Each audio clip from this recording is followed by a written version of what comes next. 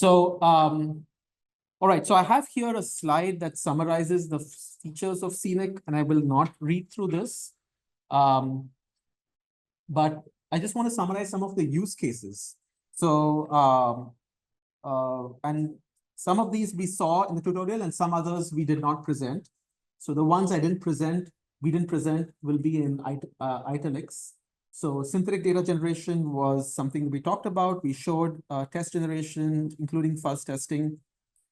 Requirement specification is a feature that we have in Verify and in Scenic also, and I don't think we spent too much time on it. So it's possible to write requirements within Scenic programs in temporal logic, and it's there in the documentation. But you can also write requirements externally for the Verify tool. And in fact, you can write not only temporal logic, but you can write a property also as an objective function, a cost function, or reward function. I think some of that maybe one of Eddie's examples covered. And you can also write just a monitor, which is just like a code, a Python function that takes in a trace and computes a value, right? So we're very, very flexible in terms of the kinds of properties that you can write. And furthermore, this is not yet in the main branch, but we also have the capability to do multi-objective specification, which is you can write a whole set of properties with a priority order over them. Because many autonomies contexts, like there are some properties that you absolutely always want to satisfy, and there are others, depending on the situation, you may satisfy, or you may break them in order to satisfy something higher priority. So we have that. That will be, I think by the end of the year, we should be able to merge that in. We talked about falsification, but we also have the capability to do statistical model checking. So if you want to be able to give like a high probability safety guarantee, we have those algorithms. I talked about debugging and triage, data augmentation. We didn't talk about goal-directed parameter synthesis, but we have the ability to do that. That is what I mean by this is you can say, train a model so that it satisfies a property, right? And so the training of the model means that you are essentially learning the parameters of the model so that a property is satisfied.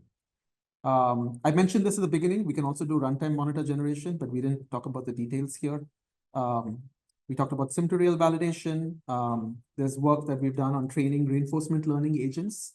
In fact, we have some ongoing work to create a system called Scenic Gym, which will be a layer on top of multiple simulators where you can do reinforcement learning style training in a simulator agnostic, platform agnostic way. So you can do like sim to sim, sim to real transfer. And then we have also done work in interfacing Scenic to virtual and augmented reality. This is work that has been led by Edward Kim. And that involves not only training machine learning models, but also training people. Okay, so actually, I was going to say something about querying, but I think Eddie already talked about it. So we have this algorithm that you can use to query dynamic traces with Scenic programs. And this is going to appear at the NASA Formal Methods Conference next month. So this paper will be presented there. There was a question at the beginning about large language models for code generation or generating Scenic programs. And so there is work that we did in our group on generating Scenic programs from natural language. Oops, let me actually go back and go through this diagram. Okay, so so this is work that was led by my student Kareem El Maroufi. And basically it's a system called Scenic NL. This, by the way, there's a link to this system from the main Scenic page. So if you go, you click on related projects, and then you'll have a page that links to the use of Scenic in extended reality, but also Scenic NL. So Scenic NL is the system that you see here, where we can go from English to Scenic code. And what we specifically applied it to was in autonomous driving. So we pulled out a bunch of crash reports from the California Department of Motor Vehicles website. And then we were able to transform them into Scenic. Let me just show you an example of what this can do. So here's an example of a scenario. And if you read it at the top, it says a cruise autonomous vehicle was traveling eastbound at so-and-so place. When it slowed down, the driver disengaged from autonomous mode, and shortly thereafter, a bicyclist made contact with the right rear fender. Okay, and then the bicyclist left the scene. So, so that's the English description. This is the Scenic code that is generated by Scenic NL.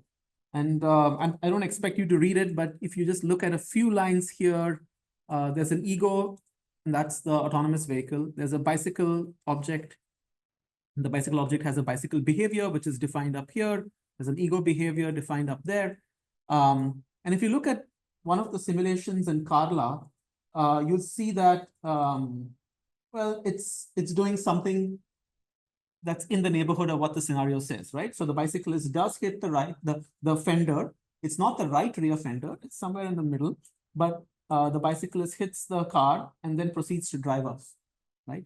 And the location is maybe not exactly the intersection of Clay Street and Kearney Street, but it's somewhere on the road. So this system is able to generate scenic programs that are syntactically correct for the most part, and semantically, not always that correct, but it has a match, some kind of semantic match. So I would say experimental system, but still nice progress. And I should mention, actually, there are two other independent teams that have also created systems, LLM-based systems to generate scenic code. One is from Toyota and UIUC, where they created a system that goes from dash cam videos to scenic using, I think, vision language models. And then there is another project from University of Chicago and CMU, and they also created an LLM-based system to generate scenic code.